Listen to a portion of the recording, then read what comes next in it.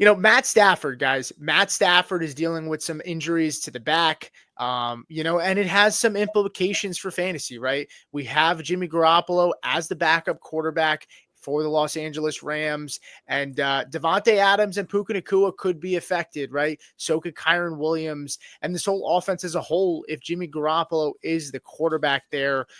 Right now, Puka Nacua has started to slip a little bit in fantasy drafts. Davante Adams a little bit too, but he was not going as high.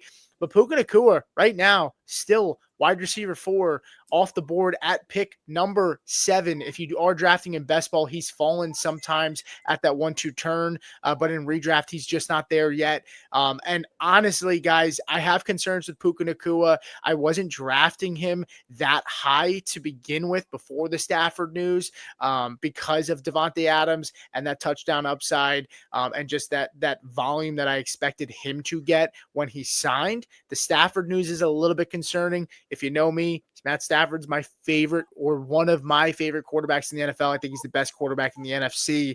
And ultimately, I think for me, and then I'll let you guys go, I think right now I'm fading Puka Nacua at his cost, but I'm buying Davante, especially if he starts to drop just a little bit farther at his current price. I'm going to go with Cody first because Tyler went first last time. Cody, Davante Adams, right now, wide receiver 17, going off the board at pick 39. You're talking about somewhere at that 4th round or at that 3-4 turn. Are you actually in the 4th round, early 4th round, maybe somewhere in the middle? Are you comfortable paying for Davante Adams and drafting him with this news with Matthew Stafford? Do you prefer Puka Nacua, or are you just fading this wide receiver room in general?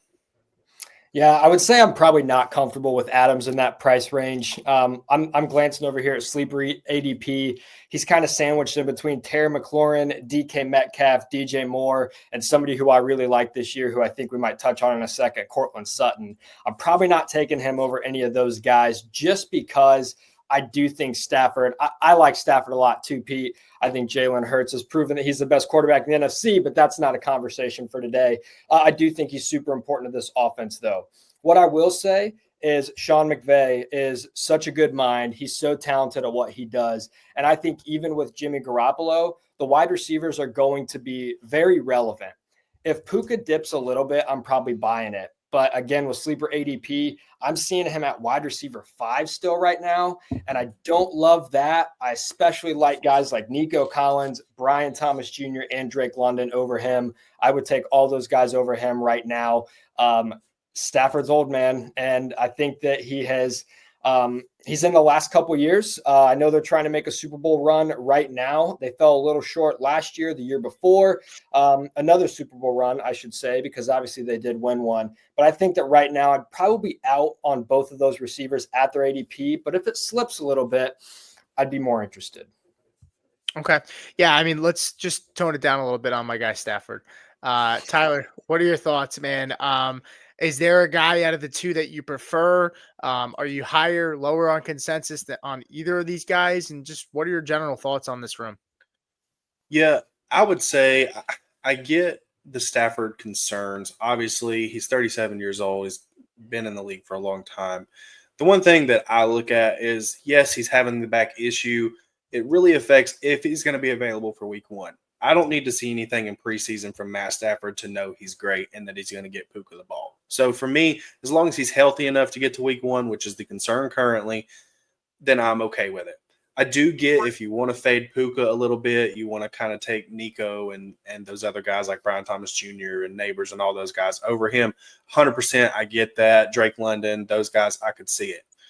For me personally, I was never really high on Davante Adams anyway. Yes, I understand that the talent is there. He was a great wide receiver. He's a route savant. Like, we know that he can get open, right? The thing about it is, though, is Puka's already produced right next to Cooper Kupp, who has been Matt Stafford's best friend for years. And so I looked up Cooper Kupp's stats from last year. He only played 12 games, but he still had 100 targets, right? 100 targets and 6 touchdowns. That was Cooper Kupp's stat. Now, if you want to go and you want to say, all right, well, how does Puka stack up against that? You know, Pete's got him pulled up here.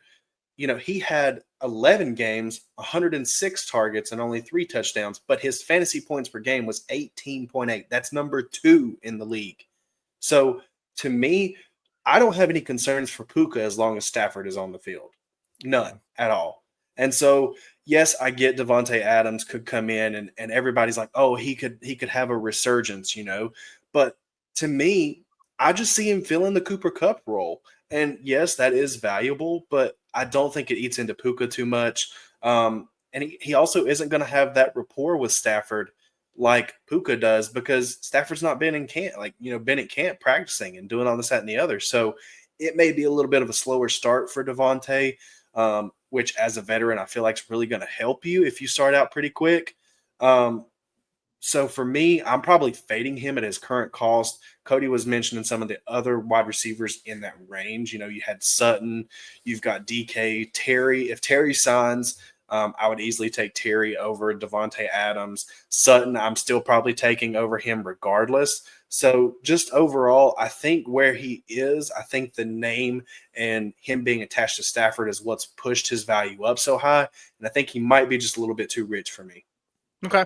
Yeah, I mean, I totally understand it. I'm very high on Davante Adams this year. I can understand the hesitancy. I think for me, when I look at Davante Adams and what he's been able to produce over the last few years with some spotty quarterback play, Puka, of course, has been phenomenal. But I just think overall, Davante Adams has been able to command a really, really strong target share. In the offenses he's played in, 141 last year, and he also missed 3 games: 175, 180, 169, 148, 127, 169. I think Davante Adams is also an alpha, right? I think he's going to make his feelings known if he's not getting the football.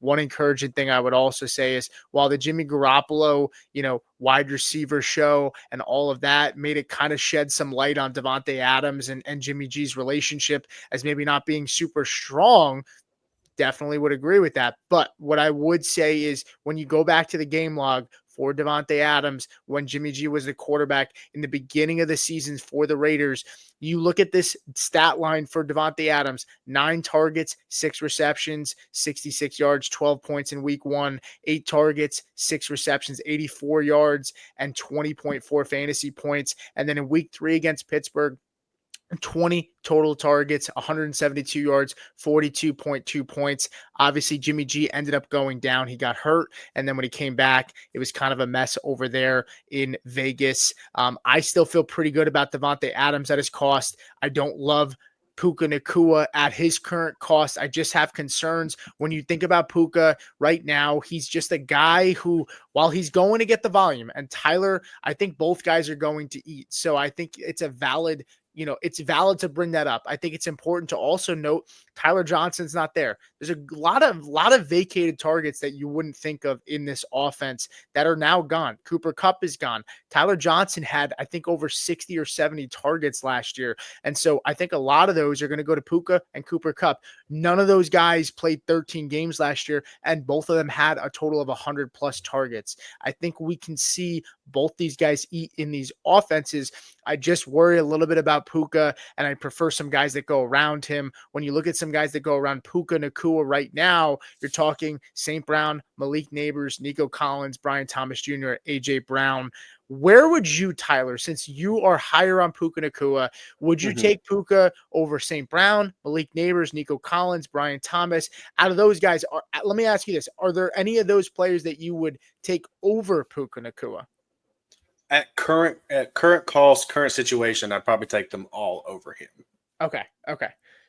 So that's where I was trying to say earlier is like, I get if you want to fade him at current cost and the health of the other team, right? So all of those guys you just mentioned, I'm not really worried about any of their quarterback situations, and all those guys are still the wide receiver ones on their selective offenses, right? So for me, I get the concern, right? But I don't think that Puka should fall very far. This is where if you are doing best ball drafts, right? I'm not a big best ball draft guy, but Pete, I know you are. If Puka starts to fall and he falls into the second round and you're able to get one of those guys you just mentioned and come back around and get Puka again, that's going to be a very unique combo that you're going to end up getting because of this Stafford news. And if Stafford comes back, we already seen that connection already kind of flourish there. Really and truthfully, Pete, do you have any concern at all about like Terrence Ferguson? I know you were mentioning the targets are gone, right? So do you have any concern about Terrence Ferguson, who the Rams were really high on when they drafted? You saw their war room. They kind of erupted when they picked him. Do you think any of the targets transfer to Kyron? Or do you still think we see this little hodgepodge of wide receiver threes that come in and just kind of continue to, perform? I think the targets consolidate a little bit. I don't have it in front of me. I'm trying to pull it up because I did have some comments in regards to Terrence Ferguson, and just the offense in general for just with Sean McVay and tight ends. They did feature tight ends pretty heavily with Gerald Everett, with Tyler Higbee before last season. Last season was kind of a lost year, but they almost averaged close to 100 targets to the tight end position. I think Terrence Ferguson's a guy that I'm not really, as much as I love him, I got to put that to the side. I don't think he's a guy I'm drafting in redraft, so to speak. But he's a guy I love to take in best ball at the end of drafts because of the athletic upside for him. But I think it's going to consolidate a ton of targets into being Puka Nacua and Davante Adams. I still think this offense is going to be okay if Jimmy G's there. While I don't think this team is going to be as good if Jimmy G's there, you're also talking about Jimmy G with Sean McVay, not Jimmy G with the Raiders. Think about Jimmy G when he was with the San Francisco 49ers. He wasn't amazing, but he was good. They put him in good positions to succeed. And so I'm expecting that.